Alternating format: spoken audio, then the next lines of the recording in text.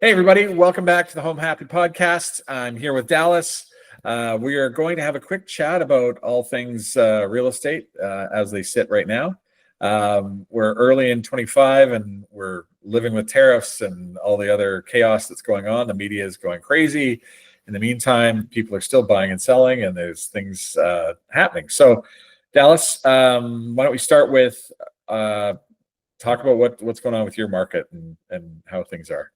Well, I basically say when I'm getting a lot of questions, what's happening with the market? And I say, I can't tell you what's going to happen tomorrow in this market. Yeah. So we're seeing a little bit of everything. Single family homes are still remain pretty flat. We're not seeing prices going up or down, but if you're not priced right, you're not moving, you're sitting. We got into multiple offers last week. We priced the home right, got over asking price. But, I really noticed this is the time where you need a professional. I don't care if it's me or someone else, but you better have a professional agent working for you, because if you have the seller in the driving seat, you will be sitting. Yeah. That's for sure. I'm just going to share something here. Just thought it might be interesting. This is a forecast I saw just yesterday of where they believe rates are going to go. So you're seeing that on your screen now, hopefully. Basically what it's saying is there's some predictions here. If you just follow the first part, what it's saying is that as of right now, if it's all based on unemployment, the higher our unemployment came in today at 6.6, so that's fine. But if it starts to go up, then they figure that rates will have to drop farther going forward. So that's really what this is about. So right now this is the overnight rate, and we're sitting right here, and then what it would do is go down quite a bit. And the equivalent, same thing with 5-year fixed rates. Right now it's around 4.75.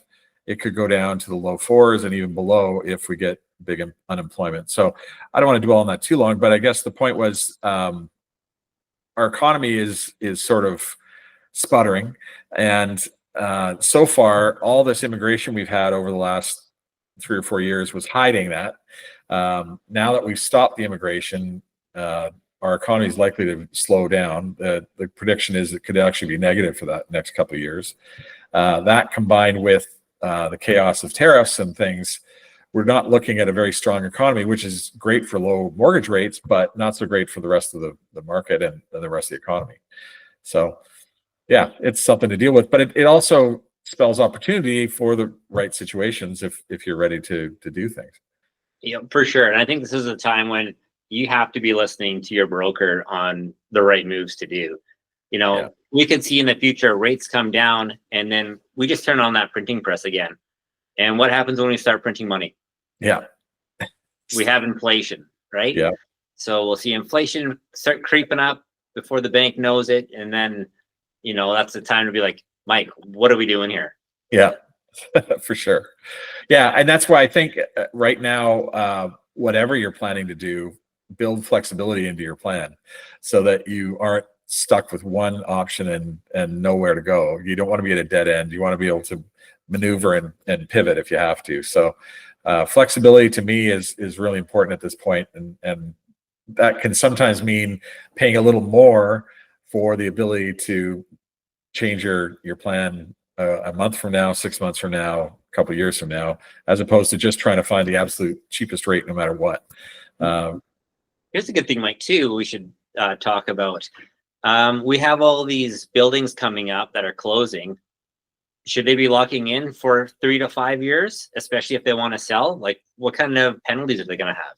Yeah, they could have massive penalties. So that's the problem. Like, people need to understand that's a big impact. The average Canadian, I think 80% of Canadians last 38 months in their mortgage before something has to change. They get divorced, they want to move, they want to renovate, whatever. So why take a 5-year fixed rate every time? It's sort of this, the banks sell it because that's what they sell.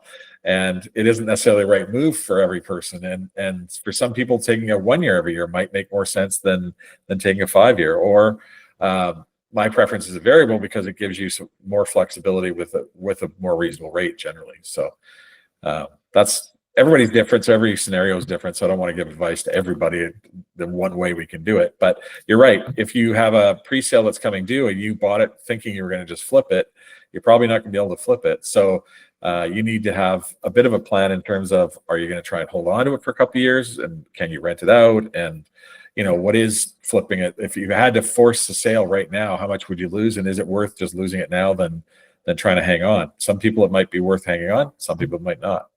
But those are hard conversations, but they're the reality of where we're at right now. Totally. And I'm seeing we've had some great deals in the last couple of weeks here on some units that originally from the developer 550, and we're getting in the very low 400s. Wow. So, and those are the smart sellers, in my opinion. Those are the ones with deep pockets and have no emotional attachment to these things. They're like, my money is best suited somewhere else. Yeah. So they're getting out of these things, and it's no different than when it's going up. That's setting the bar of the new price. When prices are coming down, that's the new bar as well. Yeah, for sure. Let's talk about spec tax a bit. Yeah, something that's not kind of going under the radar here. The BC government is increasing the speculation tax / vacancy tax from 0.5% of your assessed value coming January 1st. It's going up to 1%. So wow. Find that in the media. It's basically nowhere. And these are huge numbers. We have people that are obviously from mainly Alberta, but they're from the rest of Canada too. They come here and they're retired. They've worked hard. They buy a $2.5 million house. So on top of paying their property taxes, now they're paying on 2.5 mil, an extra $12,500. They're jumping that to $25,000. Wow. And the thing is, that's not solving any of our availability issues. Nobody's going to rent out that house, and nobody can afford to rent it anyways. Well, right? Not to mention with the tenancy laws in BC, you can't do it anyways. You can't rent your house. You can't rent your house up for 6 months and say, "Okay, I want it back." Yeah, the rules just don't work that way. So it's literally impossible to rent out these houses. That's the thing that when you have governments trying to put a Band-Aid on situations, though, that doesn't solve anything other than they increase their revenue. That they don't talk about that very much. They hide how much they're making off it and act like it's saving everybody a whole bunch of rental properties, but it's not. It's the same thing.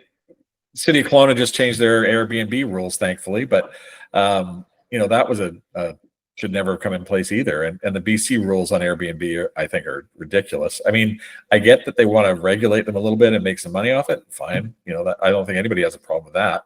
But when you just shut it all down and make everybody go to hotels for $1,000 a night, that just doesn't make any sense. Especially when investors bought these as businesses. Yeah. Right? Yeah. So you're shutting down businesses. Not to mention, you're right. Look at Kelowna in the summertime. It was slow. Yeah. And they can blame it all they want on the fires from the previous year. I don't buy it whatsoever. No. So we'll see what happens this year. It's great for us. The lakes, there's no one on there. No I mean, I guess the only other thing I wanted to cover was the overall. To me, there's still lots of opportunities, and listings are up, and it is sort of balancing a little bit more than it has been in the past. From what I saw, the stats, the BC listings overall are finally coming back to pre-COVID era times. I think that's good, and I think once some of the media calms down about all the tariff stuff, and there is pent-up demand, people want to do things. I think that there is some opportunity for people to look at making changes, but you got to be smart about it. You got to, do your research and have good people on your side. And anything else to add to that? Yeah, we're sitting at about 9.5 months of inventory in the single-family home market right now. So if everything was to shut off, no new listings came on, it'd take it's 9.5 months to sell that inventory.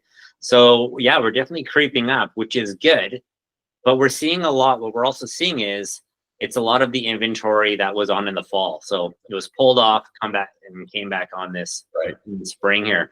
So it's a lot of the same, but I think we're going to see more of it. But when there comes, obviously, if you have more supply, you have more to choose from. So that's a good thing. Absolutely. I think we'll wrap it there. Thanks very much for listening to the HomeHappy Podcast. We hope you enjoyed that. We would love to hear your comments, and we'd love you to like and subscribe. Thanks, Dallas. Take care.